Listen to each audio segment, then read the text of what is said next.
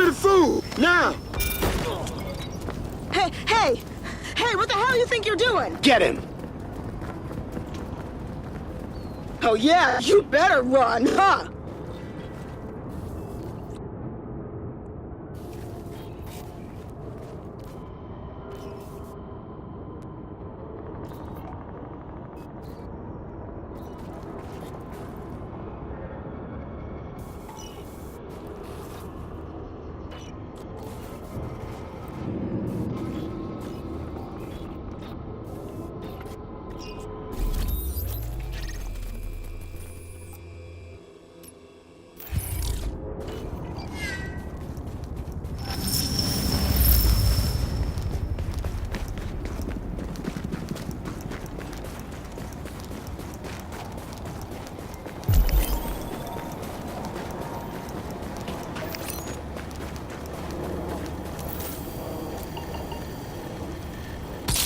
Did you hear about Reggie? What about him? He got arrested again. He's back in Rikers for the third time. You're kidding. What'd he do? So that's the best part. He was out on parole, right?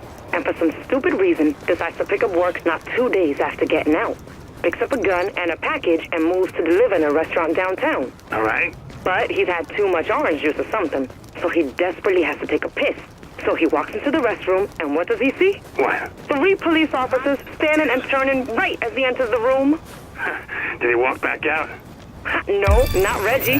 He steps right in, up to the urinal, and zips up. Cops still watching. Then, without missing a beat, the gun and the package fall out right into the urinal.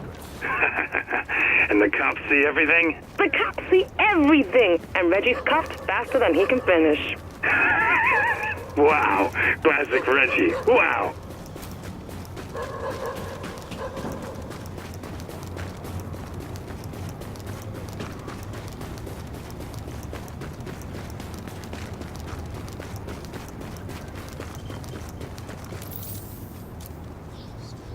It was hell, you know?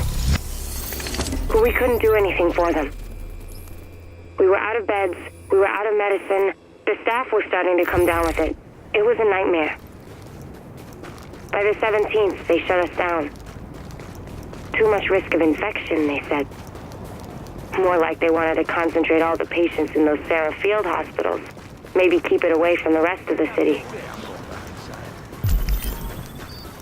Nice and easy!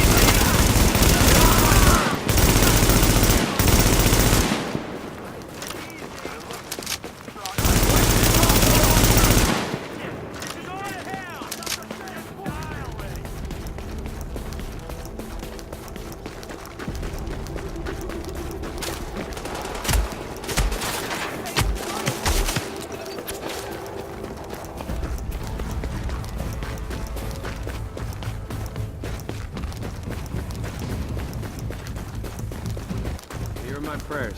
I hear the doc's working on a cure.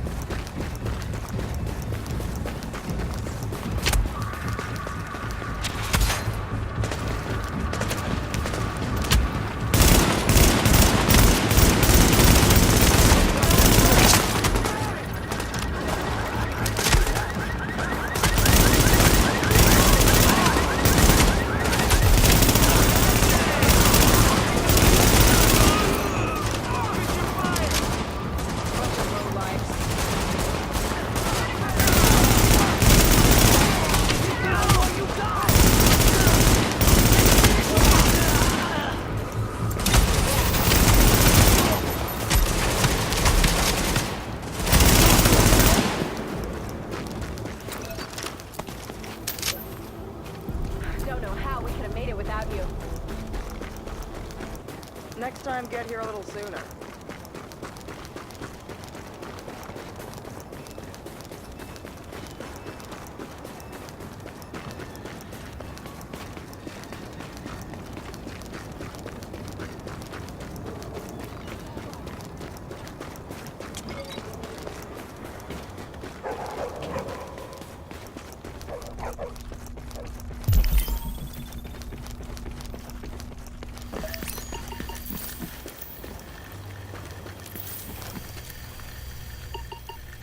What the fuck is this green poison shit? Smallpox, brother. Disease fucking died out, man, decades ago. Then some terrorists put it on money just in time for Christmas.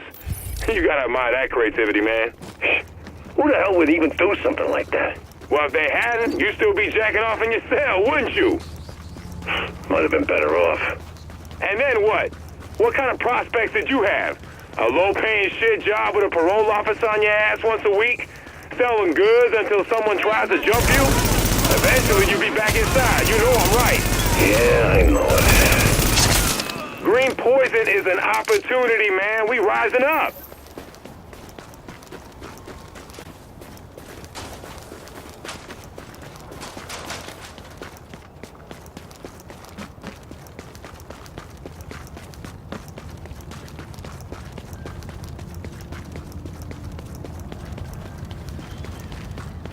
Then people started dying. For real dying. Not just old folks and kids. People were dropping dead in the streets. People dying in their apartments and nobody would find them for days. The hospitals, they were turning people away because they had nothing left. But that was okay, because Sarah had those mass treatment centers and they were going to be it. By that point, the cat was out of the bag on the smallpox thing. But we still had hope, you know? Sarah was going to beat this thing, and then we were all going to go home. Meanwhile, the city was falling to shit around us.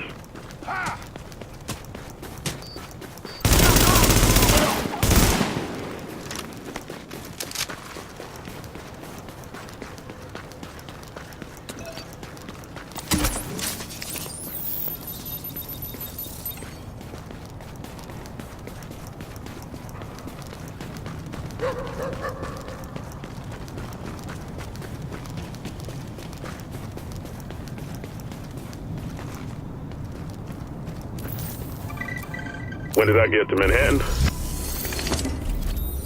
Early days. Right after the outbreak. They mobilized us on the 7th, had us in transports to the city on the 8th. Quarantine was already coming down. It was weird as hell to be traffic going into Manhattan and not see anything coming out.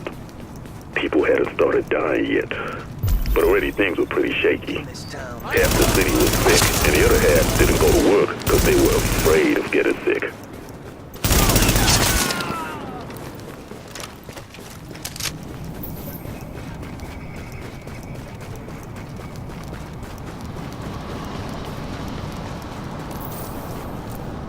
Understood. Yes, ma'am. Yeah, I was in the dark zone when we pulled out. Yeah, I'm okay to talk about it. My name? Specialist Robert Armitage, Jr. Army National Guard, New York. 42nd Infantry Division. Yes, ma'am, it's a mouthful. Electronics engineer. Wife and 2 kids in Utica. Mobilized mid-December after the governor declared a state of emergency. We knew there was an outbreak. We didn't know of what. No, ma'am. My experience, they don't tell you those things unless they're relevant. And it wasn't. Not yet. Well, you join up, you pretty much give them leave to do whatever they want to you. What happened next? You know what happened next. The Joint Task Force tried to hold things together, but really, what were they gonna do? Cops and firefighters and weekend warriors? The city was falling apart. Too many people were sick. Too many jobs weren't getting done. And then they lost control of those Sarah facilities and had to wall them off. It was just too much. Me? I got out before they shut the doors to the dark zone. And now all I want is to go home. You're gonna let me go, right? You said you were gonna let me go.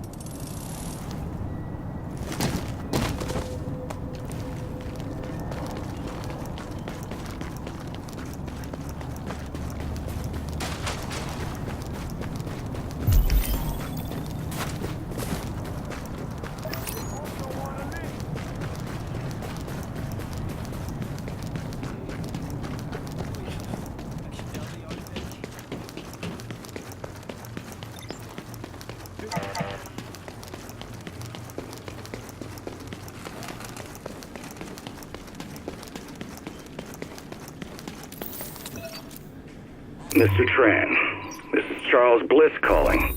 I just wanted to let you know that I got your message and I looked at your storyboard, and that your ad is the biggest piece of crap I've ever seen. And that includes the time I got trapped marching behind 16 elephants in a parade. You show no understanding of what my company is, what my people do, or what sort of high-character individuals we're looking to recruit. So, you have 1 week to do better, or I'll fire you and we'll do better. Do I make myself understood? Bliss out.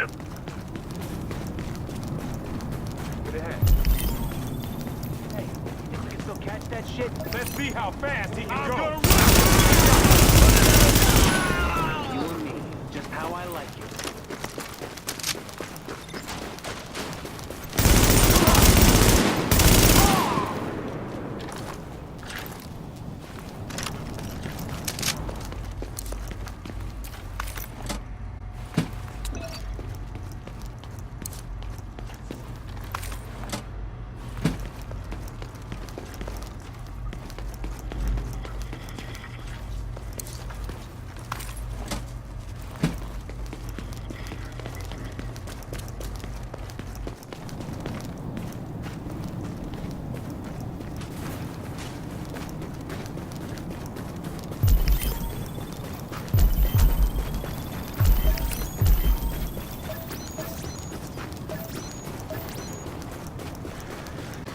Take that fool out!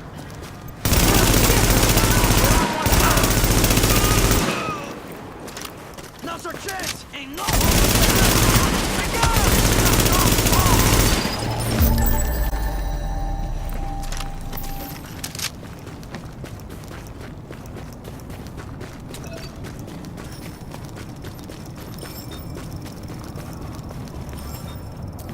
We need more like you.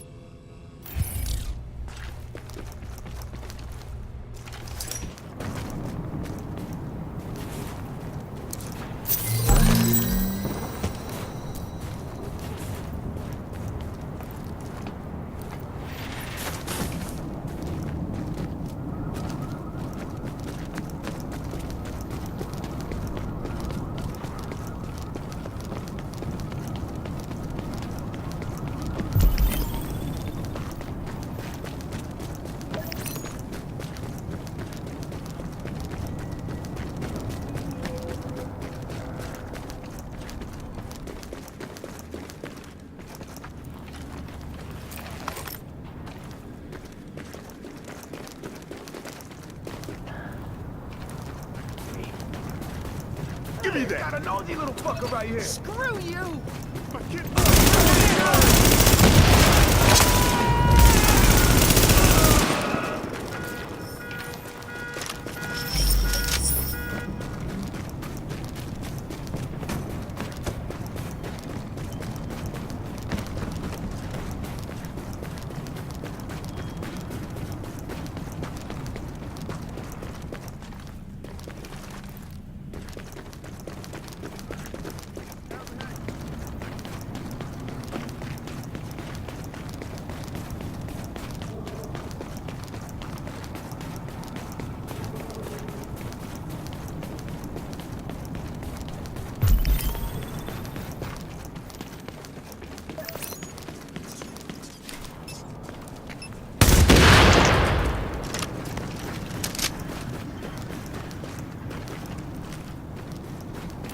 The 8th was when somebody finally said smallpox.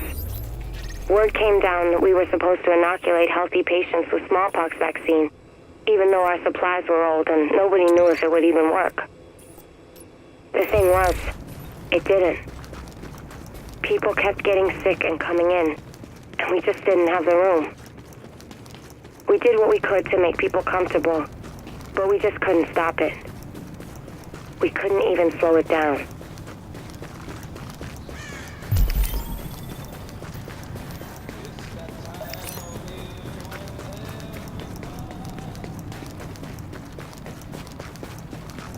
They ain't taking those shit.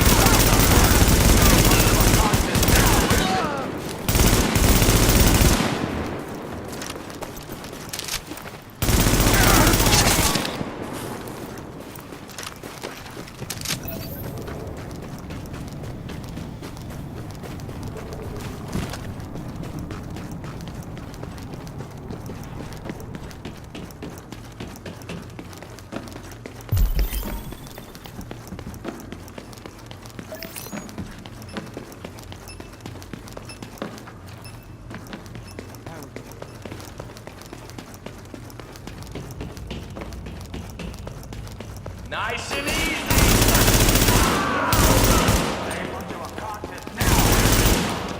This is all our chance.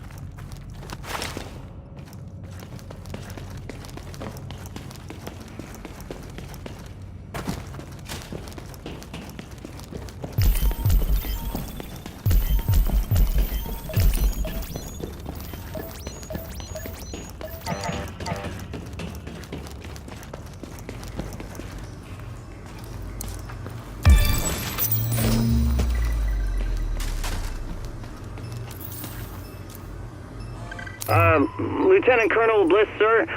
First, let me apologize for the previous effort we sent you. That was the work of a junior associate who has, of course, since been let go.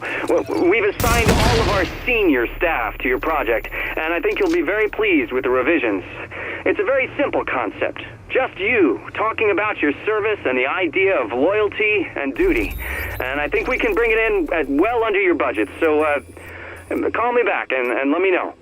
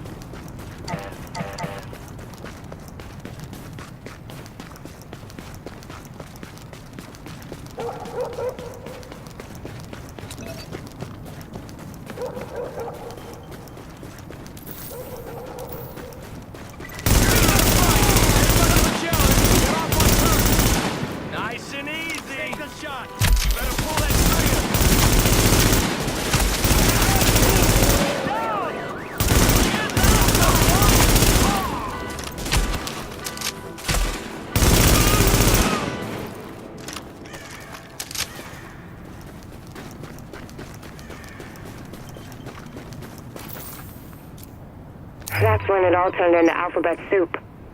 First, Sarah rolled into town, thinking they got this under control. Catastrophic Emergency Response Agency. More like, can't even run anything. They started setting up these mass treatment facilities in Midtown, which took a load off us, but didn't do much else. On the 11th, people started dying. By the 13th, the morgues were full. And on the 14th, we had to start turning people away.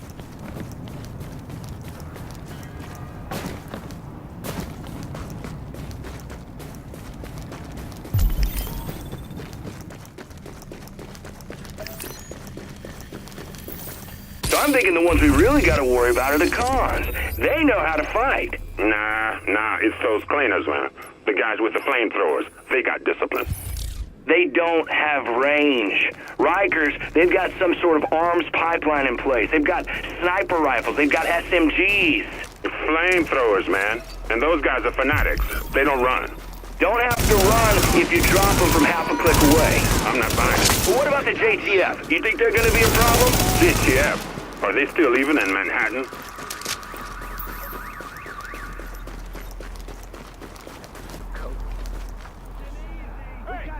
That was a gunshot.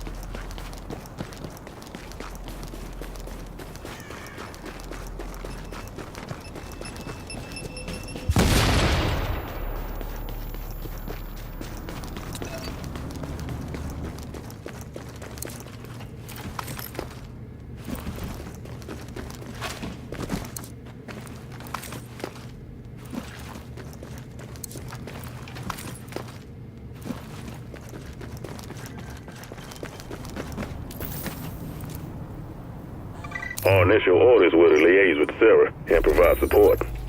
Build aid stations and help him set up those field hospitals. City policing we left to the civil authorities, so they could see we were getting stretched pretty thin. But we built structures. We safeguarded supply drops, we handed out blankets and water bottles, and we held the line on the quarantine. Nobody was getting off the island. Not if we could help it. Had to shoot a few people who tried. I'm not proud of that.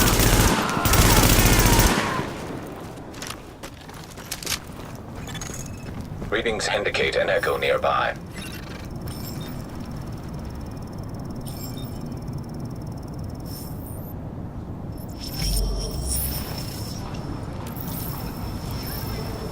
It's so quiet. What is everyone waiting for?